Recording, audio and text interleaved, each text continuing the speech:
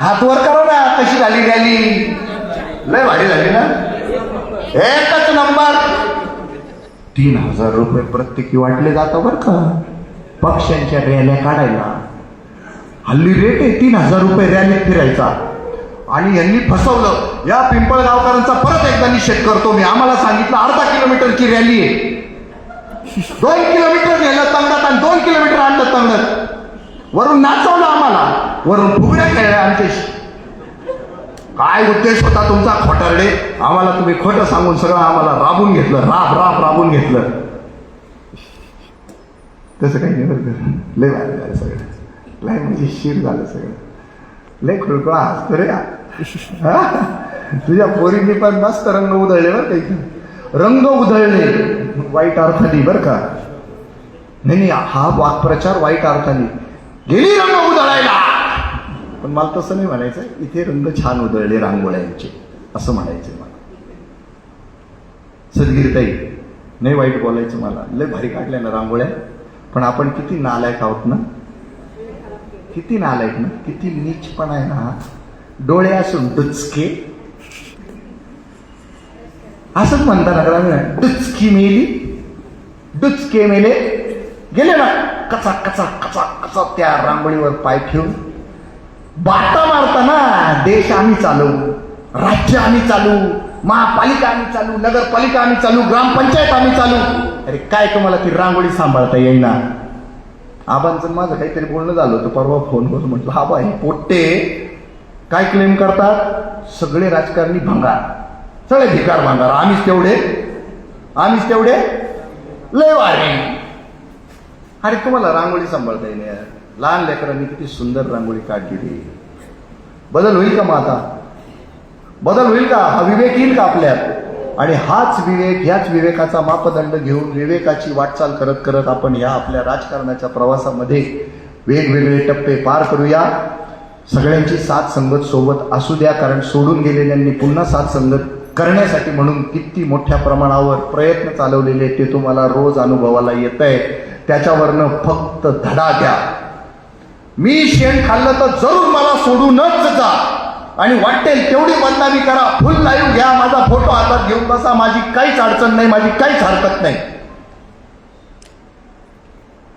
पण जर मी शेण खात नसेल, मी जर आरपार पारदर्शक, प्रामाणिक आणि जनहितार्थ, लोकाभिमुख, जनताभिमुख असं राजकारण करण्याची कायम धडपड करताना तुम्हाला जर दिसत असेल तर जरूर माझ्या पावलावर पाऊल ठेवा. किंबहुना माझ्या 2 पावलं पुढे जा. पण या देशातल्या दुःखी, कष्टी, वंचित, शोषित, पीडित, रडकुंडीला आलेल्या प्रत्येक जीवाला आधार देण्याचं काम जरूर करा. तेवढंच तुमच्या हातात आहे. या सभेमध्ये उपस्थित अनेकांचे लाकडं जाळण्याचा टाइम झालेला आहे, इन्क्लुडिंग माय सेल्फ. झालाय का नाही लाकडं जाळायचा टाइम? जाता जाता काहीतरी देऊन जा. काही लोक घरी आज पोहोचतील की नाही सांगता येत नाही, इन्क्लुडिंग माय सेल्फ. हायवे हो, परवा पण एक जण गेला हो, DRDOचा अधिकारी गेला हो. धडा घ्या धडा. सगळं अनिश्चित आहे. त्यामुळे मनापासून ठरवा. प्लॅनिंग के साथ काम करेंगे. घोलप काका किती उसळून बोलत होते. कुणीतरी म्हटलं म्हातारं लईच बॉम्ब आणलं. खरे पण आहे रे त्याच्यात. धडपड आहे रे.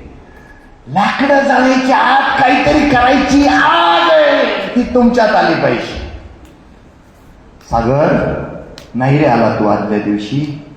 नितीन काका आले, तू नाही रे आला. असतील रे तुझे काही प्रॉब्लेम्स असतील, पण तू काल आला असतास ना तर काकांनी खूप चांगलं समजावलेलं आहे. ठीक आहे, आता काकांच्या अनुपस्थितीत मी थोडासा प्रयत्न केलाय. त्याच्यातनं काही ऊर्जा घ्या गगन भरारी. खरंच हसू पेरा, खरंच सुख पेरा. इतरांच्या जीवनामध्ये स्वतःच तर आपण सगळं ओढतच आलोय. स्वतःसाठी तर सगळेच जगतात. बघावं दुसऱ्याला मदत करून मजा येते, श्याम मजा येते. घ्या आस्वाद त्या गोष्टींचा. या शुभेच्छा देतो.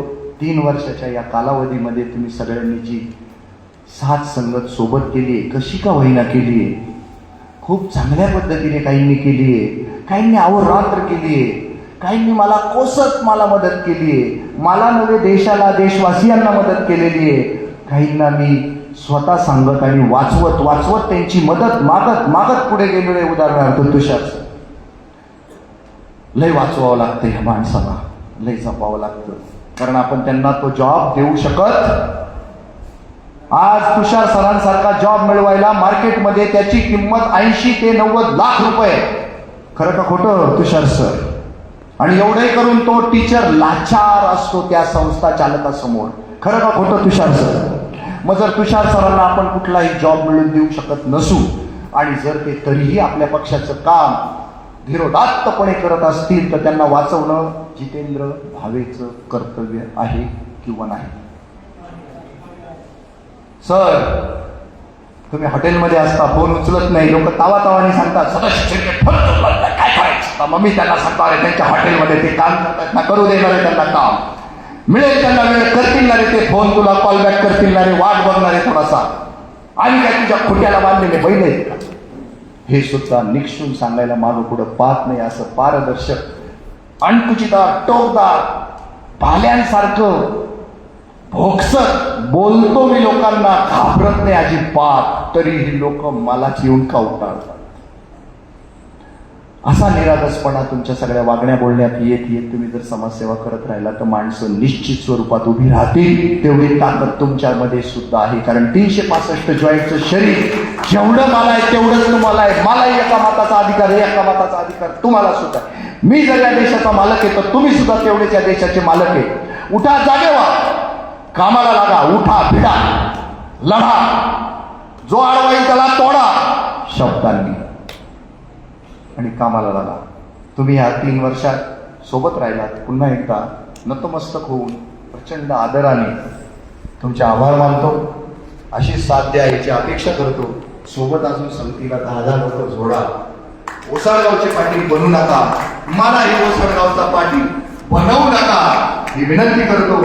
आबा, तुमच्या मार्गदर्शनात, तुषार सर तुमच्या साथ संगतीनं, ताई तुमच्या प्रेरणेनं आणि जग्या तुझ्या रोजच्या सकाळच्या ऊर्जेनं, दिलेल्या ऊर्जेनं आणि आमच्या संजू मामाच्या खळाळत्या हास्यानं, देत असलेल्या साथीनं आणि खूप निरागस भावनेनं काम करत असलेल्या तुमच्या स्वभावाच्या साक्षीनं आणि तरी पण तरी पण थँक्यू. पण आज माझं नाक कापस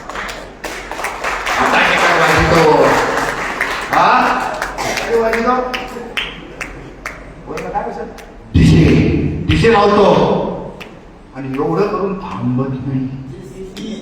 JCB मध्ये फुलं टाकतो. आपल्याला संतोष, आपल्याला लोक शिवसेनेचा म्हणतील, भाजपचा काँग्रेसचा म्हणतील रे, RPIचा म्हणतील रे, सपा बसपाचा तृणमूल काँग्रेसचा म्हणतील रे, धंदेवाई बाजारू राजकारणी म्हणतील रे. तुला नको करू असं पुन्हा. आपण आळणी आळणी खाऊ रे. ICU मधलं जेवण जेव रे, ते सकस असतं रे, ते शुद्ध पवित्र असतं रे, त्याच्याने माणसामध्ये ताकद येते रे. आजारी माणूस उठून उभा राहतो रे. खूप चमचमीत खाल्ल्यानं माणसं आजारी पडतात रे. प्रसंगी गुळकांड लागतं रे. नको रे खूप तिखट खाऊ, नको रे खूप झणझणीत खाऊ, नको रे नको रे. थोड्या वेळ जिभेला तिचे चोचले पुरवण्याचा तुला जरूर जरूर गंध येईल, पण ते वाईट आहे, ते चुकीचं आहे. ऐकशील ना रे माझं एवढं? नाही रे, हो किंवा नाही, ऐकशील ना रे माझं एवढं?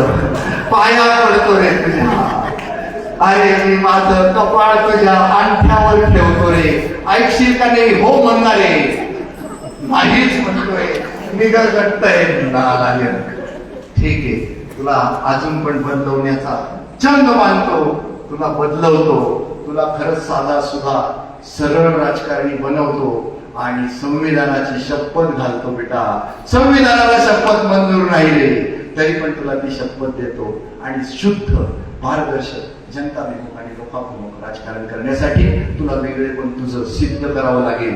तुला शांत व्हावं लागेल, तुला पारदर्शक व्हावं लागेल, तुला जनतेत जावं लागेल, तुला इथल्या त्या कचऱ्या डेपोत जावं लागेल, मुताऱ्यांमध्ये जावं लागेल, सार्वजनिक संडासांमध्ये जावं लागेल, तुला गटारींमध्ये उतरावं लागेल, तुला खड्ड्यात जावं लागेल, चिखलात जावं लागेल आणि तिथं जाऊन काम करावं लागेल. मग हा समाज तुला उचलून धरेल. तुला नको जेसीबी मधले फुलं, गरज नाही तुला त्या जेसीबी मधल्या फुलांची.